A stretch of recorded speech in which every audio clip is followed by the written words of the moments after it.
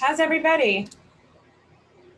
Awesome. How are you? Good, yeah. Yeah, awesome. Excited to see this. You are? Is that Peggy? Yeah. Aw. You wanted to put on that screen. Hi, Pegs. Decide which screen it's recording on. I just think I mean, I could be in here. We're just trying to figure out all the technical stuff, but anyway, it's fine. Today was a beautiful day, and I'm happy to be here with everybody. So I'm just letting a few more people in, and then we'll start. It'll be great. I think that.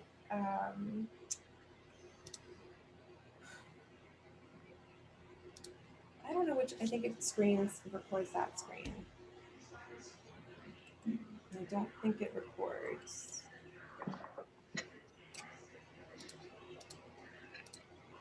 You guys can see my screen? Gonna mute everyone? Yes. Okay. Yes. Yes, yes. Awesome. So we have a few more people coming in, and then we'll get started, and that'll be awesome. We have a few special guests. Our few special dog guests. All right, well, let's start, because you know what, whoever pops in, we'll add them as we go. And what I'm gonna do is we're gonna go through this. There's a whole lot of information coming your way.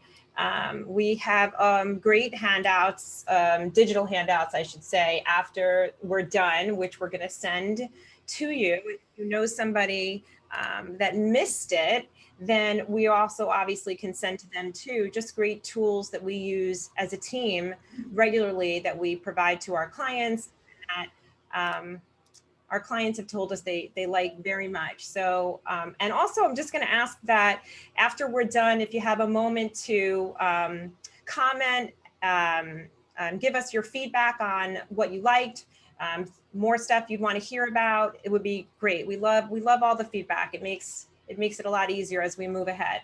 So the theme of tonight's seminar is about thinking like a buyer. And sorry, as people kind of come in. Hey, Melissa. Thinking like a buyer, staging and styling, and thinking like a buyer to create success. And a lot of our families start with us way before they actually begin to sell their house. So way before they actually get to that moment where they're ready to go live on the market.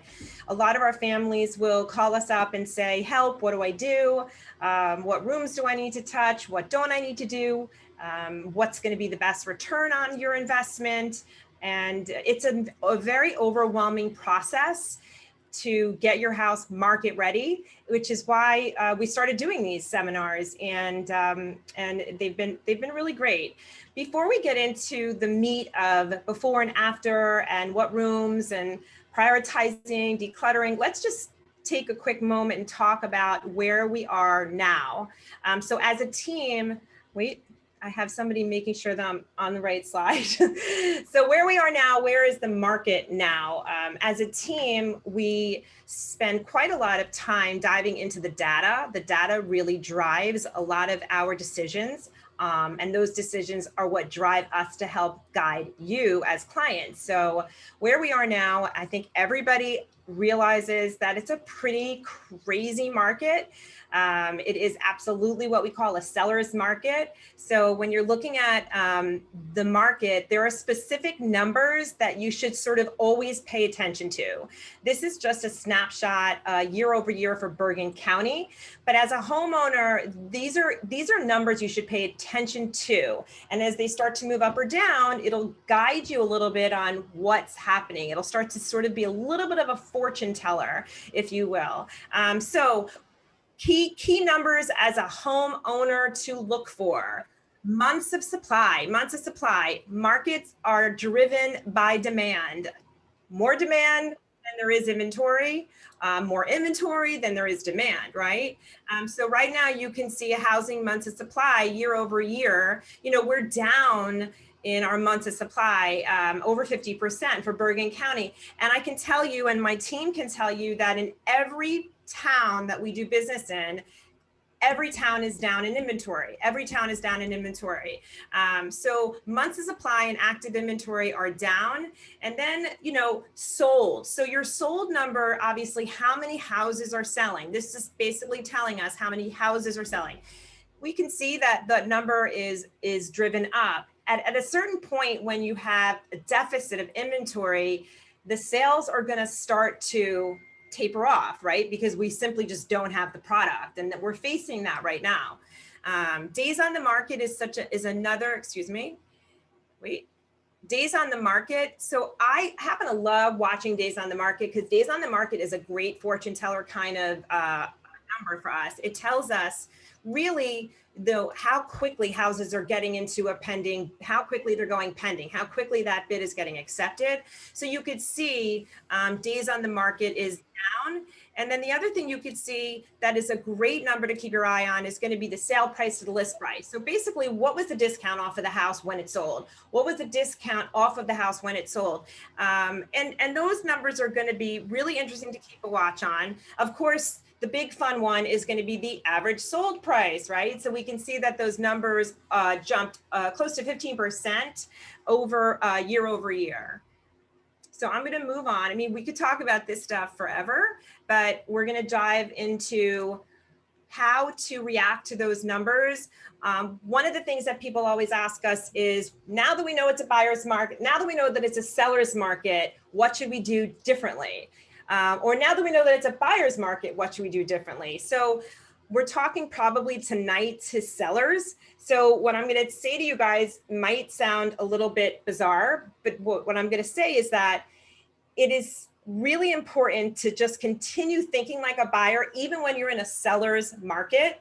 And there's a whole lot of reasons why that is, but there's a few things we know that need to happen. So if you're going to take away something from tonight, and there's a whole lot of information, but if you're going to take something away, here's what I want you to take away. There are three things that have to happen in order for you to get the most amount of money from your house.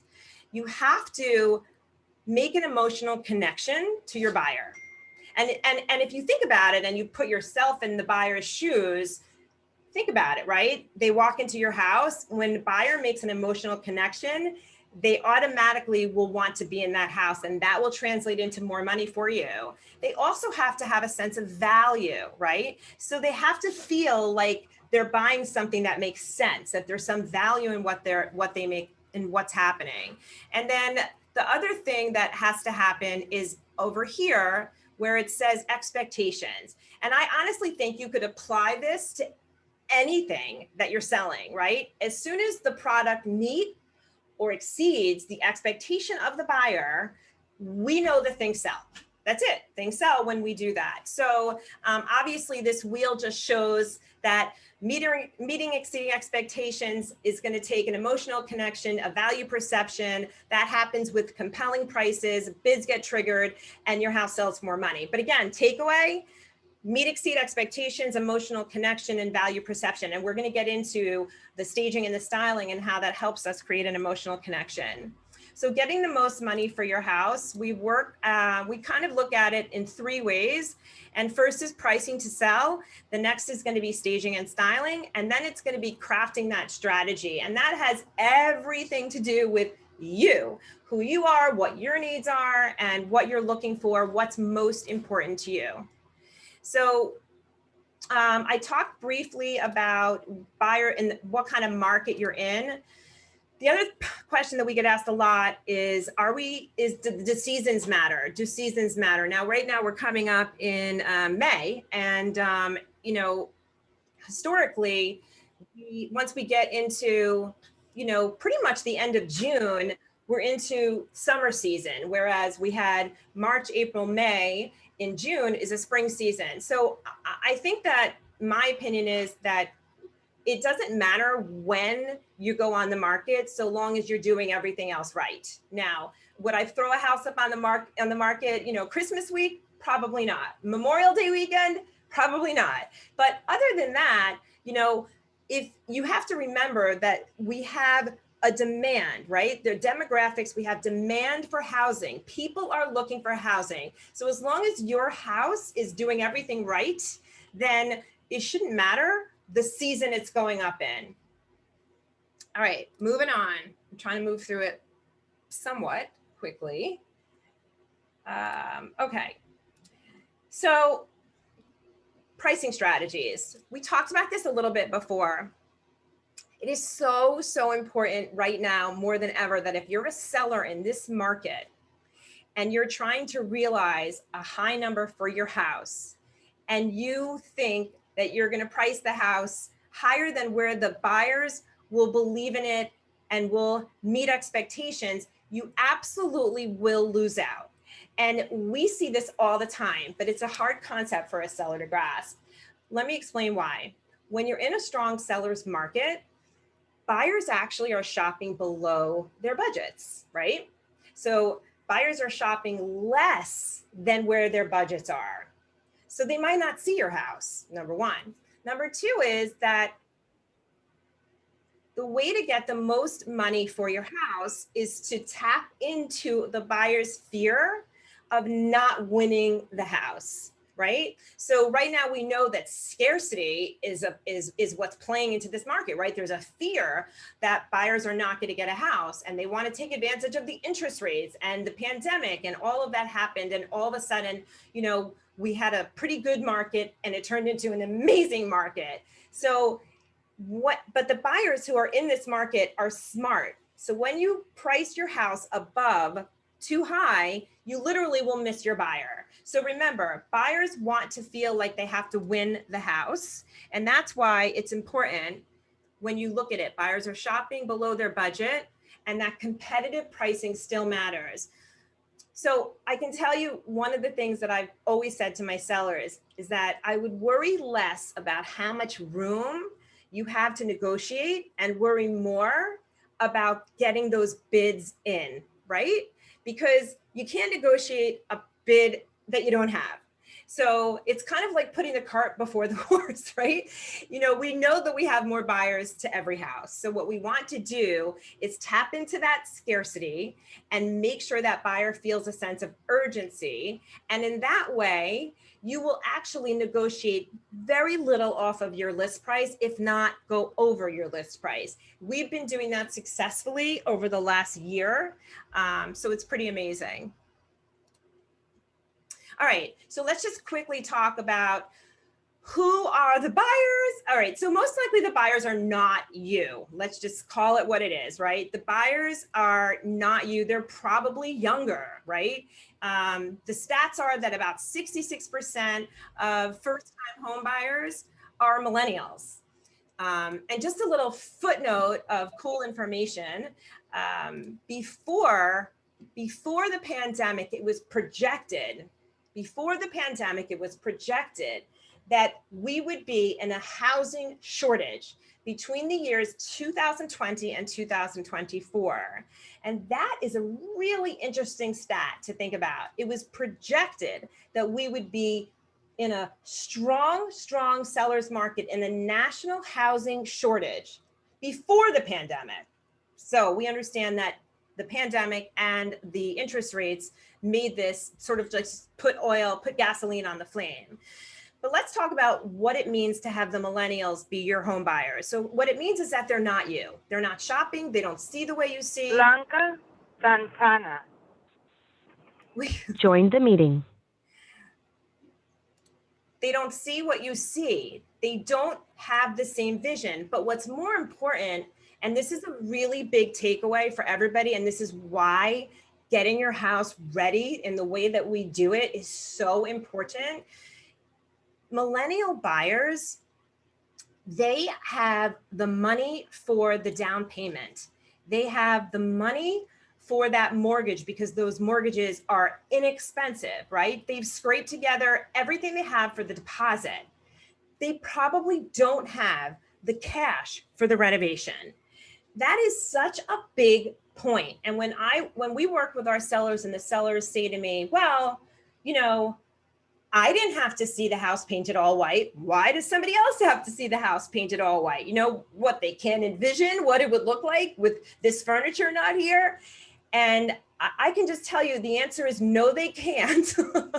The answer is that they don't have the same vision. And the answer is that whatever you think it's going to cost to do whatever updates we're talking about, your buyer thinks it's 10 times more, 10 times more.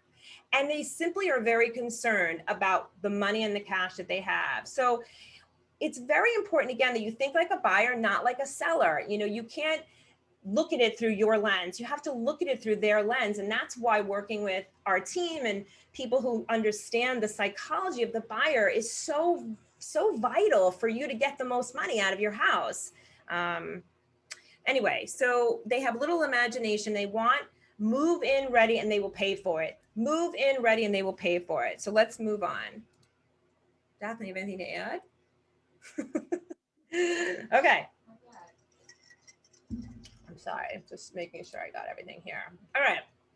So knowing your buyer, knowing and understanding what your buyers are looking for, let's talk about it. So buyers, millennial buyers, open concepts, first floor bedrooms and baths. So that's a big deal right now. Everybody is, there's multi-generations happening. First floor bedrooms and baths are very, very important. Of course, the home office is the most important new room ever. So we want to make sure that we have some space that's a home office, smart features and any other amenities like wine rooms or steam showers, pets, millennials love their pets. And then the other thing that's uber important and of course exacerbated by COVID is really outdoor space. And this is also hopefully going to give you a little bit of an indication of what you can spend some money on and get some return on investment for, right? There's a lot of questions about, well, what should I spend money on that I'm going to actually see a return on, especially if you're planning on not moving for a little while. You know, go ahead and create some outdoor space and enjoy it because it will pay off for you. All right, moving on. When we talk about selling a house as a team, we really focus on the lifestyle of that house, you know, and we ask a ton, I was about to curse. We ask a lot of questions when we're talking to our sellers. How did you use the house? You know, how did your family use the space? And a lot of times it gives us the ideas of how we need to work the space. So here is a great before photo of a house. When buyers are looking, they don't ask their realtor, find me a home that feels safe and warm. But that is what they're looking for. They want the house. But that's the story home staging and styling tells. It shows an ideal home and it shows what that home would look like. And that's why taking a home that's dark and cluttered and then just brightening it up is so very important. And this is a great before and after. I'm going to go back here just to give it to you again. So you could see this was the house. So the window treatments, all of this noise, you really don't know what this room was supposed to be used for. I mean, obviously this family is run out of space and they're telling the buyers they ran out of space. But the idea here is how do you look at this room and know what to do, right? What to do. So this is just a very easy, simple way. And you guys, like this is paint and window treatments and decluttering, and that's all this was. So staging matters. Yes, it's a little bit of work on the front end, but it matters, and the stats prove it. 83% of stage homes create an immediate reaction. Stage homes will sell more than other houses will, and they sell faster. Typically, when a house sells faster, it sells for more money. So let's move into some more photos. So this was a house that was sold out of our Woodcliff Lake office. Debbie Perlman, and I think, was this Debbie's house? Allison, I don't remember. Was it Debbie or Allison's? Which one? Either way. I muted you all. Both of us.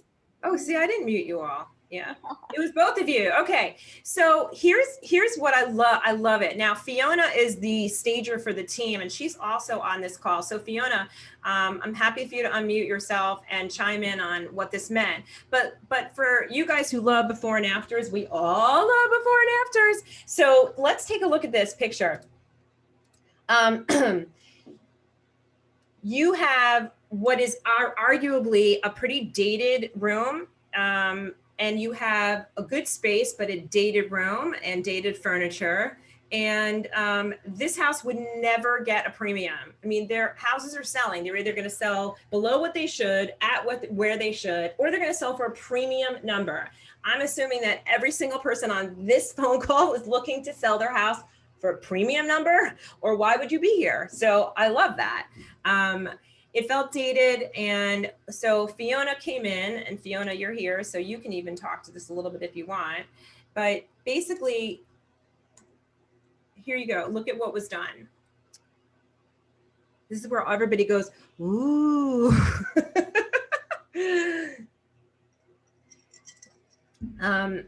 This is a house that was under contract just after 2 weeks. And it was over ask price. So I have to tell you, I mean, this is one of those situations where the walls were painted, and with the walls were painted. We paint brick quite often. You could see the brick getting painted here. Added a few light pieces of furniture and transformed the space from dark to dated and light to transitional for its new owners. Fiona, are you there? Yes, can you hear me? Yeah, I can hear you. So Fiona, welcome. Thank you so much. First of all, I just want to say you're amazing. Oh, thank you so much. You're amazing. Thank you for, oh, I love the chat. Oh yeah, post in the chat. Now I'm seeing the chat. Thank you. Somebody said stunning transformation. Thank you. So Fiona is, you know, our fearless stager, and you did this house. So, you know, is there anything else you felt, you know, that you wanted to focus on when you went into this room? Definitely the big open window that was covered by a broken shade. That's always something like that's really important to address, because you want as much natural light in the room as possible. And then fixing something like just a shade already makes a huge difference. So we definitely wanted to emphasize that. And the whole room, you can see the after, it just looks so much brighter, so much bigger too, and so much more light. So yeah, and what I noticed, Fiona, is that you took the shade off of the door also. And then just in painting that brick, you just made that entire focal point look crazy transitional. And you really gave the room a focal point. And I think that's really important. yes, exactly. So let's move on. And why don't you stay with me, Fiona, since you are the expert here as well. And let's talk about this next one. So this was under contract just after 2 weekends, over asking price, right? So this is another amazing example. And let me point out just some of the very simple things. And Fiona was tapping into this before, that you as a homeowner can just start to do by yourself, right? You know, start to do by yourself.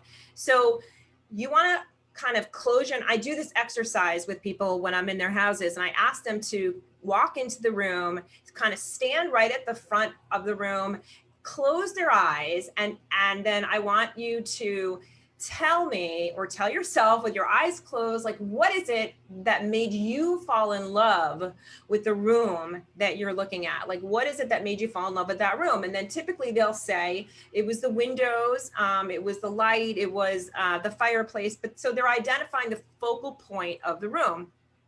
Now, when they open their eyes, what typically happens is they're the first to recognize that what they're seeing is not what made them fall in love with that room to begin with. So again, takeaway moment, everybody who's maybe tuning out a little bit, tune in, because this is a takeaway moment. Go into the room, close your eyes, ask yourself why you loved it, open your eyes, and see if you see what you saw. Do you see what made you fall in love with that room? Would you buy that room right now? So if you look at the space you're in and you're like, I wouldn't want this space, what makes you think that your buyer who's younger than you is going to fall in love with that space, right? So what's important here, let's talk about this. So Fiona, you want to kind of go over some of the big things that you did here? Of course. So first, we did exactly that exercise that you just talked about, and we wanted to identify what the focal point of this room is, which is obviously that gorgeous wall of windows, which opens to the front yard, which just lets in so much natural light. And it was covered both by those more dated window treatments. So that was the first thing we wanted to address, to take those down to let in as much natural light as possible.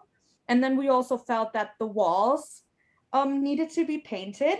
And in the dining room in the back, as you can see, there's a mural on the wall, and that just screams dated and should, or we decided to just paint it white, put a piece of art there to make that the focal point of the dining room, and to literally in the photo, it catches your eye, the dark colors, the blue on the wall. And we took down the window treatments in that room as well, and it just opens up the whole room. So let me say this. So first of all, fabulous job. And let me tell you guys, so we just talked about simple things you could do, right? Let's take this one step further. So if you're saying, okay, well, what else could you do? You know, if you happen to have a room that has carpet and you have wood floors under that carpet, the buyer would prefer the wood floor. So if you have a room where if this room had wood floors under it, we would have, suggested, the seller doesn't have to do it, but we would have suggested to go ahead and remove, those wood floors. All right, so other ways that staging is very helpful. Sometimes it's the smaller house that makes it harder for a buyer to understand how to use the space.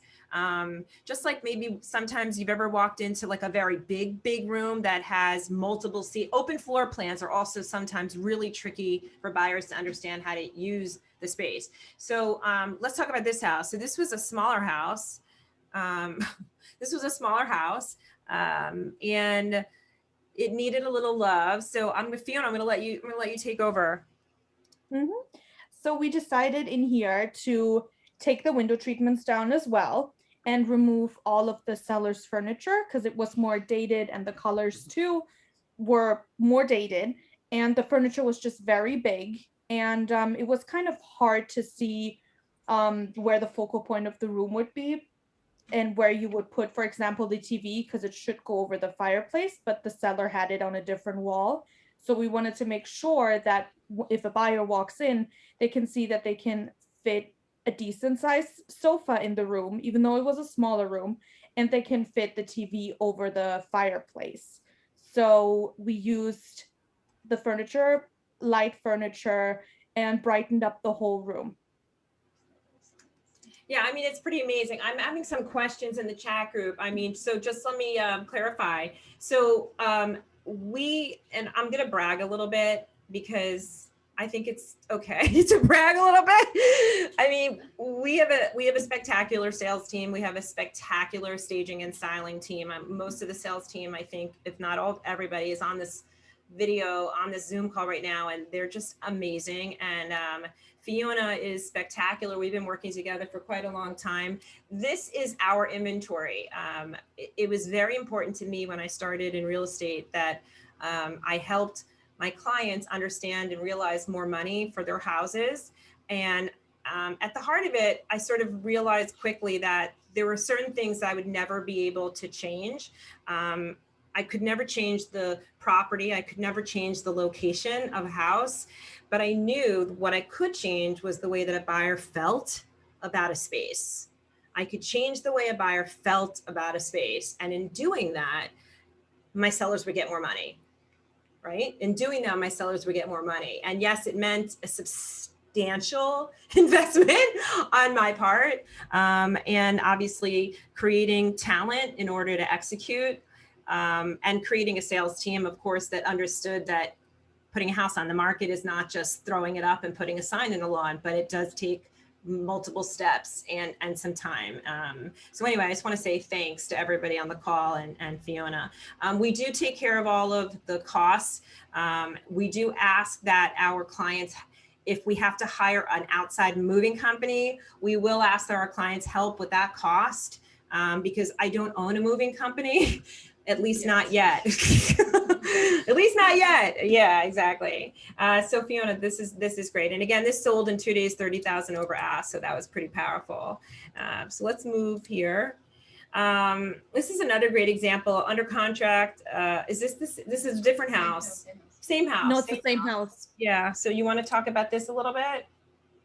Yeah. So as you can probably all tell, the first photo, the room looks relatively small, very cluttered, and outdated as well. So we decided together with the seller that we would just stage the entire room. And we did the same thing here. We took the window treatments down to let in all that natural light from those beautiful, huge windows.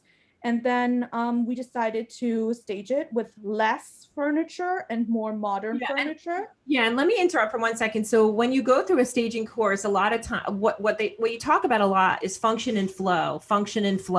So again, how is that room being used? What's the function of that room? But again, the flow of the space. So when you have too much furniture in a room, you really compromise the flow of the space. And then when buyers come in, it feels smaller. Now, people typically don't walk in and say, I want a small house that's dark, right? We all agree. They're probably saying, I want bright open space.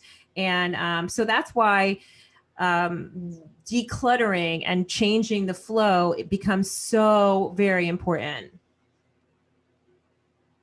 So yeah, Fiona, this is beautiful. And again, it's taking stuff out, putting some simple stuff in. And again, we're not decorating. There's a big difference between decorating.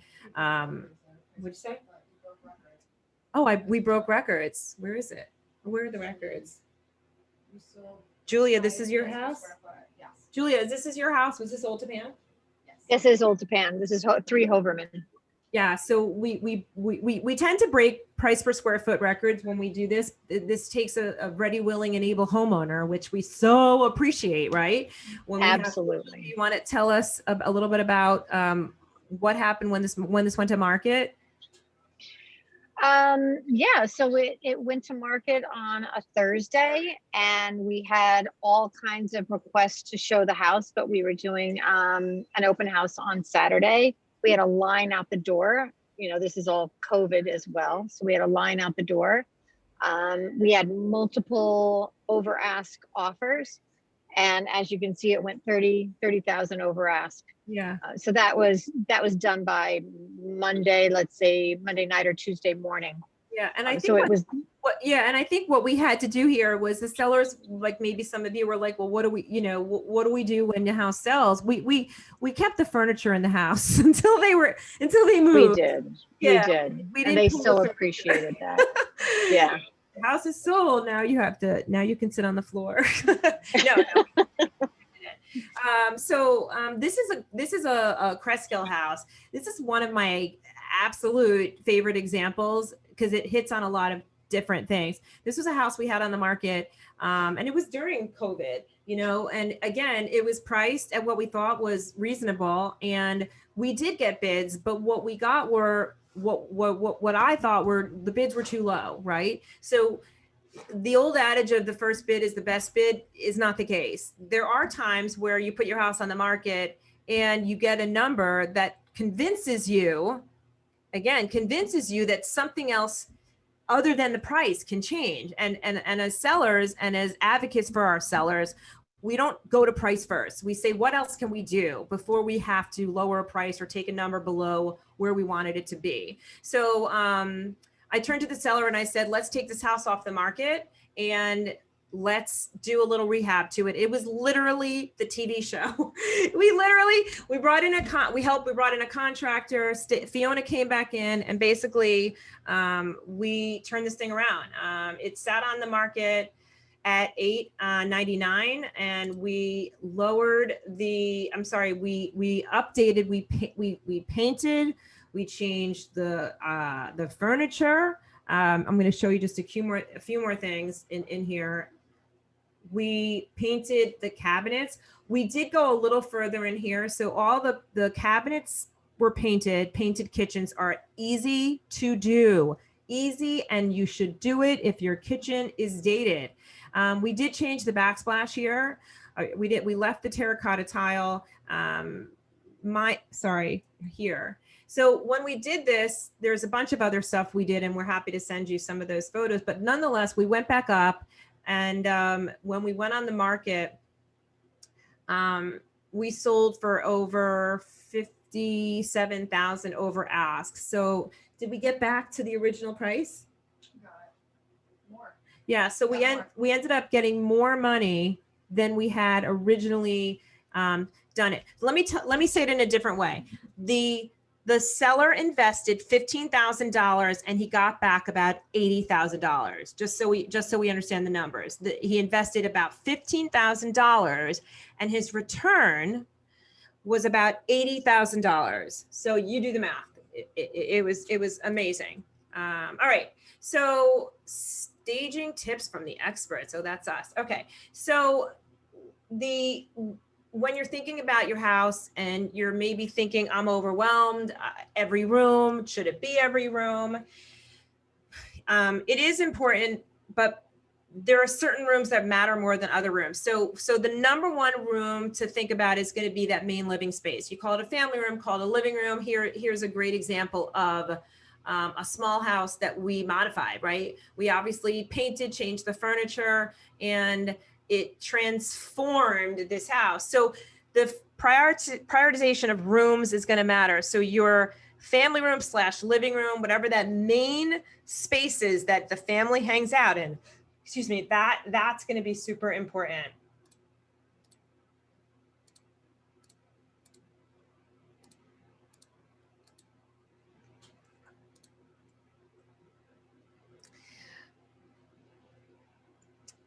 This is another before and after of a house that we sold. And again, this is just great before and afters and removing your personal noise, decluttering. You know, families tend to ask us, this is all about staging and decluttering your main family space.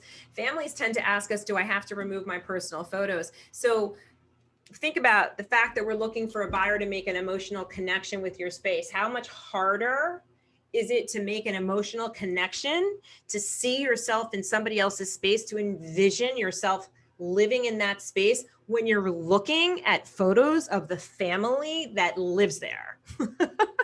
You know, it's sort of really, you know, it's pretty black and white. It's that much harder for you to start to feel comfortable in somebody else's space when you feel like you're in somebody else's space, right? So people have to try your house on. So again, take out the personal stuff, neutralize your space, and allow somebody to feel like they can envision themselves in that space. Okay, somebody asked a question. How do you approach staging when you have pets and don't want to damage staging furniture? So it's an amazing question.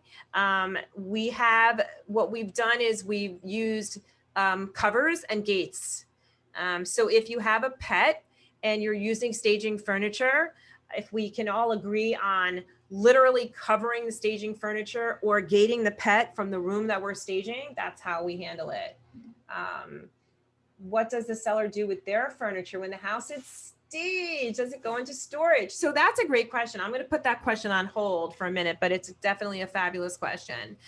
I promise I'm going to get back to that question because it's important.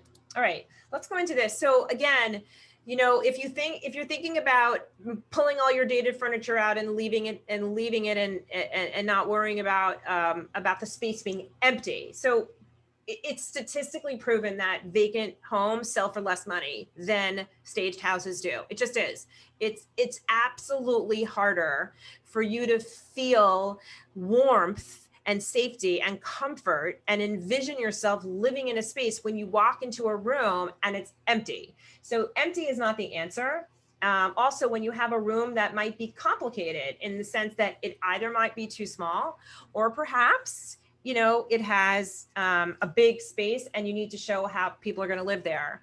The emotional connection, this is in the staging role, what we call props. So emotional props are fun, whether we're setting up cooking an item, or whether we're putting this little ping pong paddle here. You know, you look at that here, and it's just happening in your brain. You're like, oh, I could see myself playing ping pong there, you know, or I could see myself sitting at this desk and writing all these things on the chalkboard. I could see my kids hanging out in this room and sitting on this comfy sofa.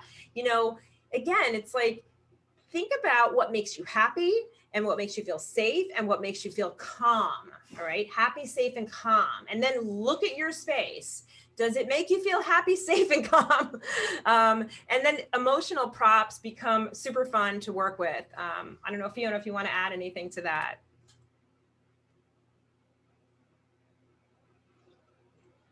I don't know, we might have lost Fiona. Sorry. Okay. Yeah, emotional props definitely help the buyer to envision themselves using the space. And we like to set up, like Stacy already mentioned, different things: an open book in the kitchen, a cutting board with vegetables, so people can really feel like what they would use the space for. Yeah. And yeah, that's pretty much it. Yeah, it's great.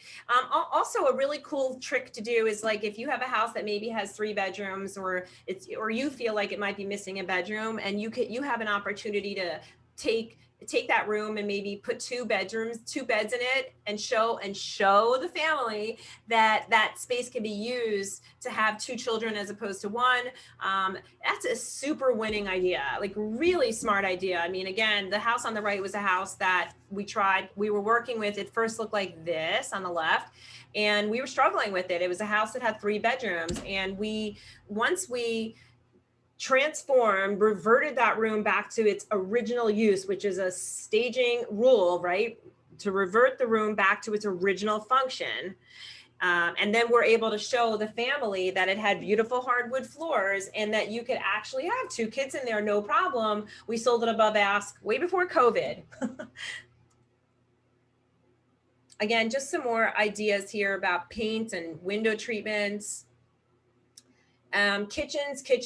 So priority rooms. So here we were talking about priority rooms. The main family living space, number 1, the kitchen, and the primary bedroom.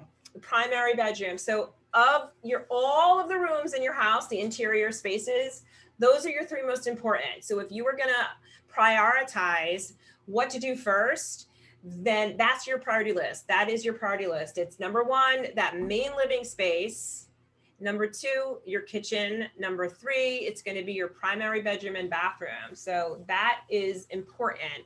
It is not a big deal to paint the kitchen cabinets, change the hardware on the cabinets, and to swap out some light fixtures. It is take off the heavy window treatments, clean your windows, and boom, you know, the house, it just feels completely different. I mean, this is day and night. Again, this is a seller was on the market who before us, and they struggled, and they turned around and they painted and changed some hardware, and their house, the kitchen just felt different. That was it, done. This was the house we showed you before. And again, this is the main family room space. Painting brick is a smart idea. It just transforms the look of a house. So paint brick. I love that idea.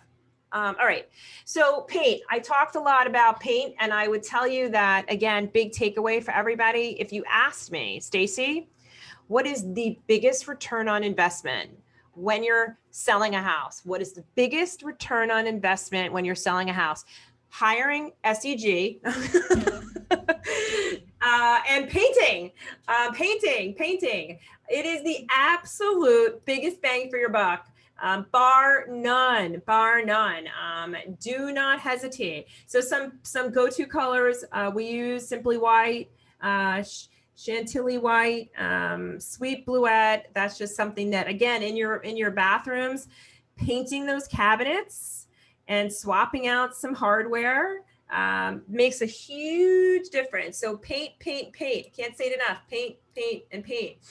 Highlighting your best features. So when you're in your house, and again, if you yourself needed to use a very big table because maybe that's all you had, and your kitchen is going to be your most important space, the most important space, right? We know kitchens are so important.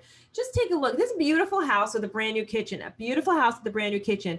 We launched the house, this was over a year ago, and it's not a very big space over here. And they had a very big, bulky table, which did not marry or complement that beautiful white streamlined kitchen. But yet it was what they had. They never changed it. And on a Saturday, we went open with this house, and this was the table. On a Sunday, we changed it to this. And we had bids after we did that. And you might ask, well, couldn't they see that this table could be changed? And the answer is, I guess not. I don't know what to tell you.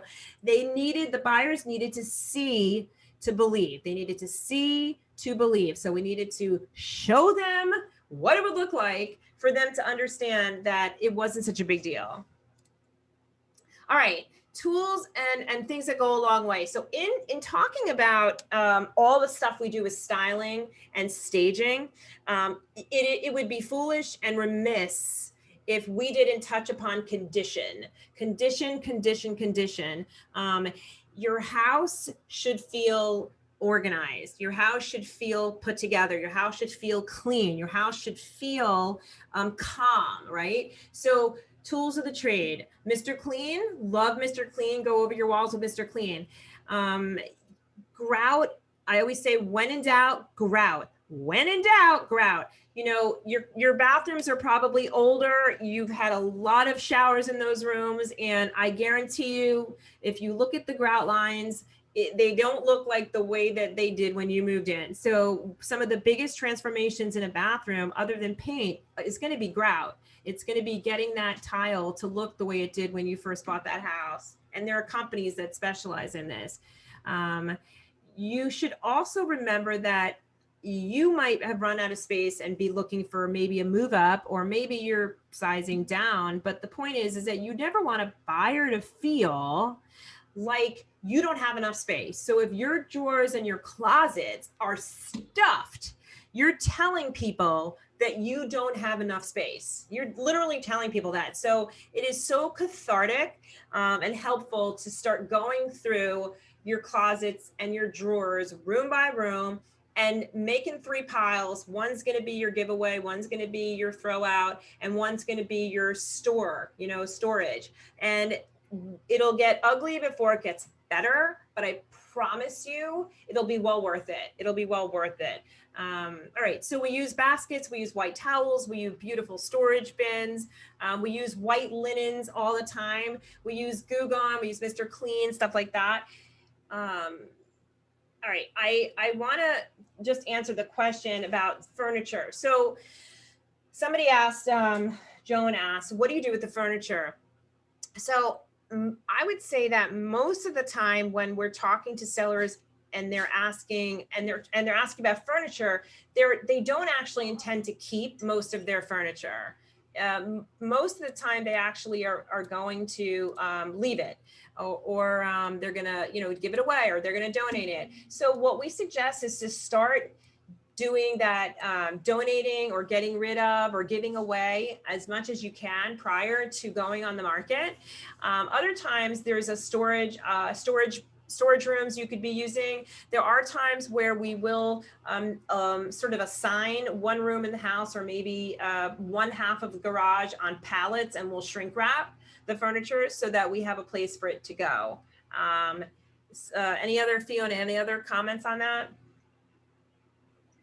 No, that's what we mostly do. The garage is a good place to store everything, and the moving company or whoever is moving the furniture will be able to shrink wrap everything, covered with moving blankets, however the seller wants it to be packed. Right. And sometimes we've moved it to the basement as well if there's a storage area in the basement. Right. So there are multiple options for that. Yep. So, okay. So, all right, a few more minutes and then open it up to any more questions. And we do have lists of people that do all this, and we will be sharing with you the lists of our people who do estate sales.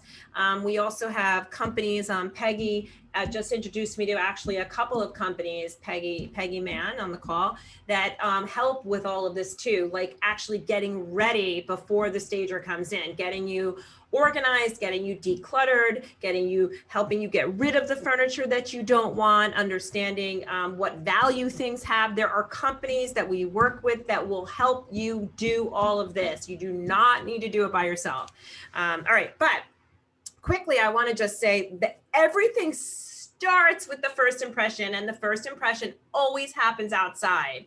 So as much as we're talking about the inside of the house, it is so important that you all go outside, look at your house, and make sure that that house is market ready. Some of the biggest return on investments statistically year after year are front door replacements. It is typically at the very top of the list for return on investments. You know, people love clean house numbers are great ways, putting evergreens, potted plants, garage door replacements, changing the hardware, changing your front doormat, you know, just getting your driveway sealed. This stuff could not be more important. A well-kept yard. Let me put it this way. A non-well-kept yard will actually stop a buyer from coming into your house. They will literally drive by and decide not to go in. Did you want to say something?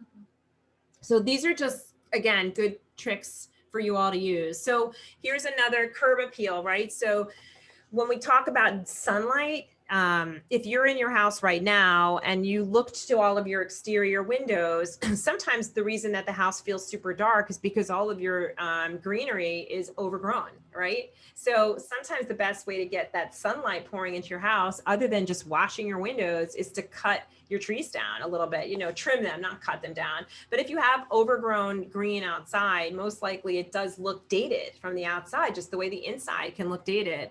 So mulching your beds, plant ground cover in large bare areas. You know, if you have to lay some sod, trimming your shrubs in shape, avoiding bald spots. Again, people want to feel that your house was well taken care of, and it starts with the outside.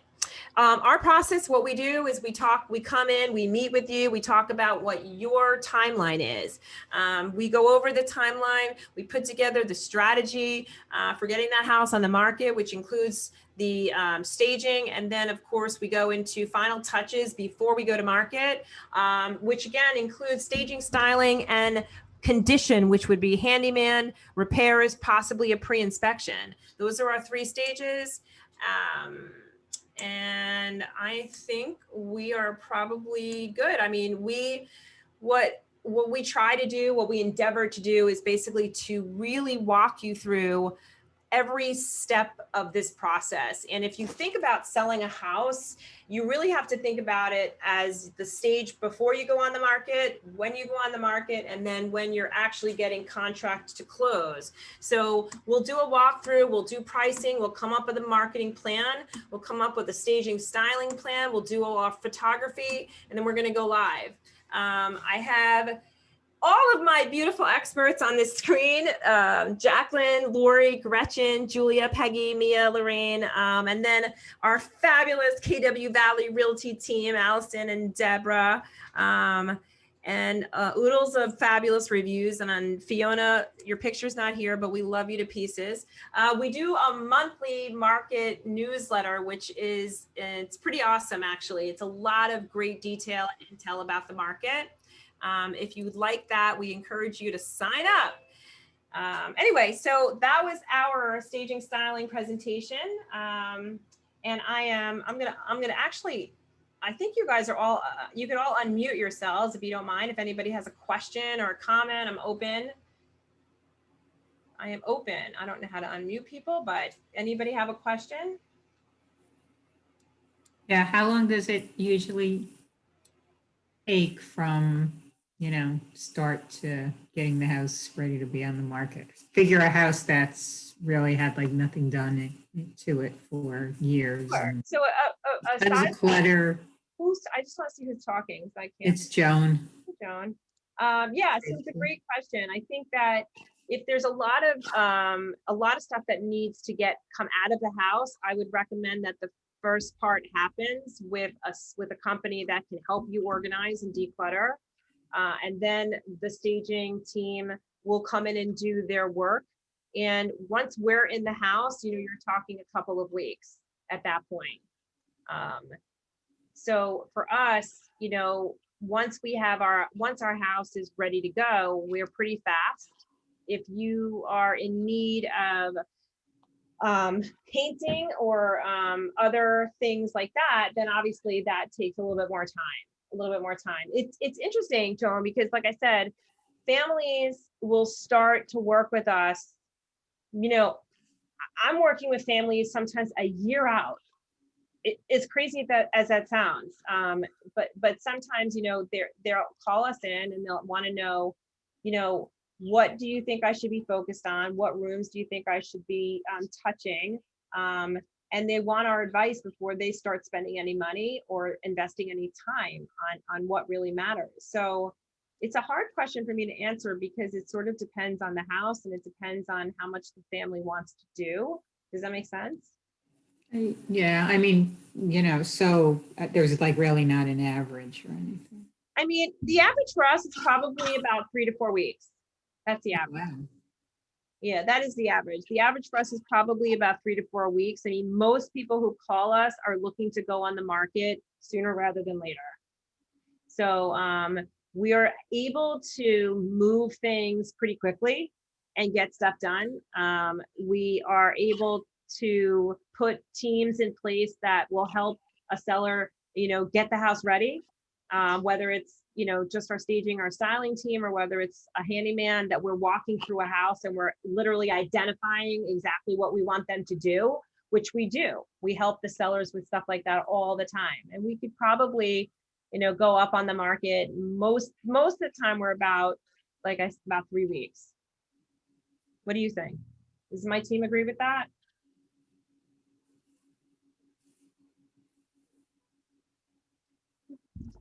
Definitely, yeah. Yeah.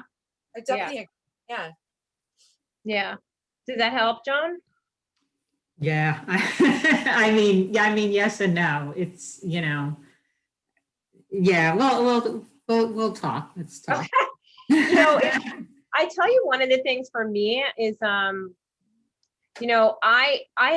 been doing this for a few years. The last thing I want to do is scare or overwhelm a seller. I don't want to overwhelm somebody in thinking that, you can only do it one way. And that's a pretty good takeaway for everybody too.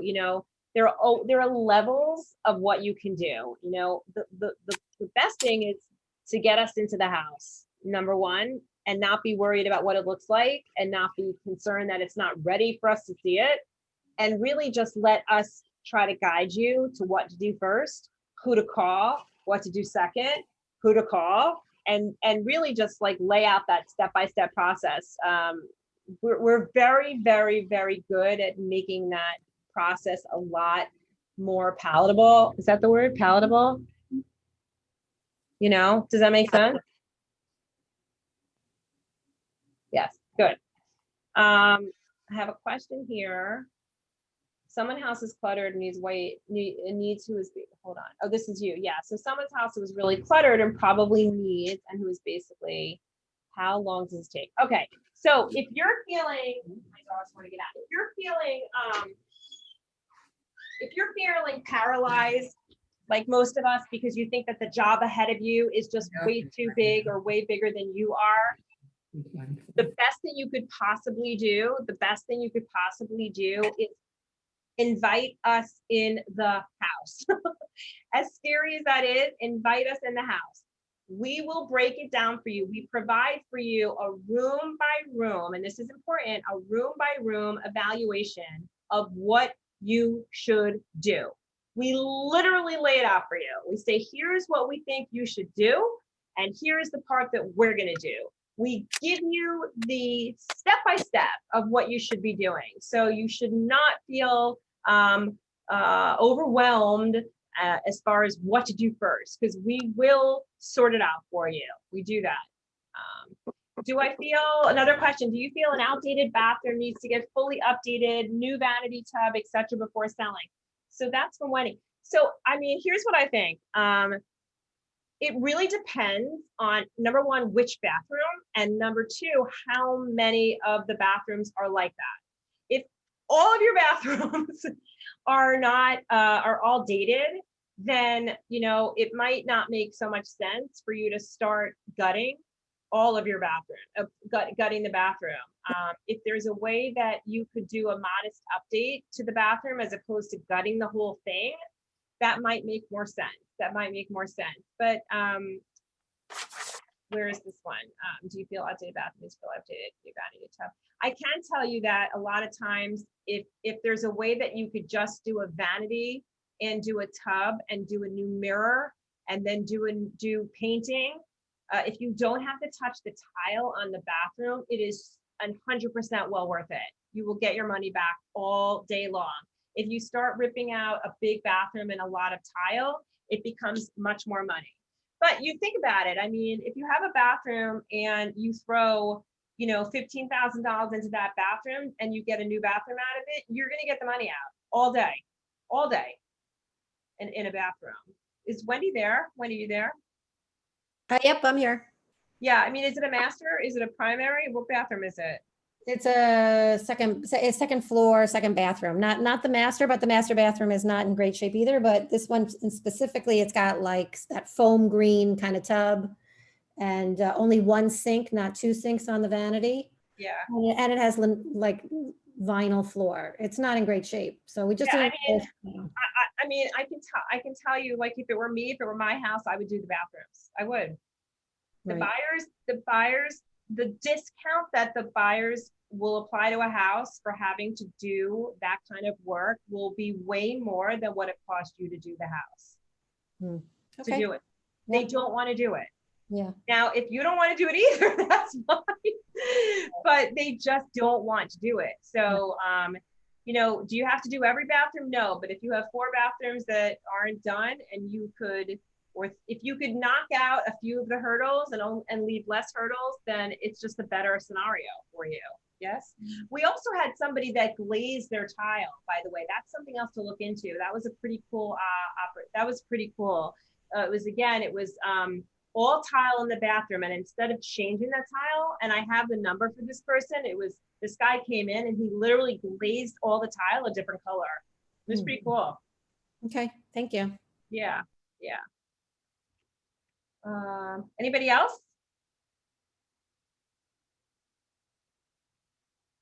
No?